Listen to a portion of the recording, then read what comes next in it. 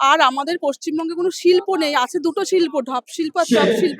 বাংলায় কোনো নারী সুরক্ষা নেই। পশ্চিমবঙ্গে নারীদের উপরে ডেট বেঁধে দিয়েছে আমাদের পশ্চিমবঙ্গের মুখ্যমন্ত্রী। মহিলা মুখ্যমন্ত্রী আমরা চেয়েছিলাম একটু সুরক্ষা, শান্তি। ৫ বছর থেকে ৫০ বছরের নারীদের কোনো সুরক্ষা নেই। আমাদের রেট বেঁধে দিয়েছে ৫ থেকে ১০ বছরে। ধর্ষিতা হলেই বলছে এফআইআর, লাভ কেস বলে চালিয়ে দিচ্ছে দিদি আমাদের মুখ্যমন্ত্রী।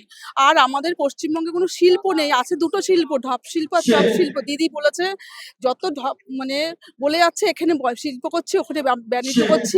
আদেও পশ্চিমবঙ্গে কোনো শিল্প বলে আমার জানা নেই যে শিল্প আছে।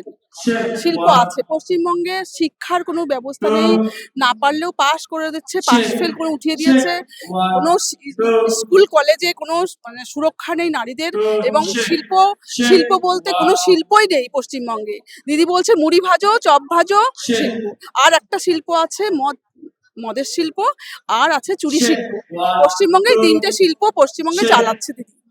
তাই চাচ্ছি পরিবর্তন আসুক পশ্চিমবঙ্গে, এই অপশাসন দূর হয়ে চলে যেয়ে আমাদের যাতে বিজেপি সরকার এসে, বিজেপি সরকার যাতে পশ্চিমবঙ্গের মানুষের জন্য কিছু করতে পারে, আমরাও সেটা চাই। সাধারণ মানুষ যাতে শান্তিতে থাকতে পারে।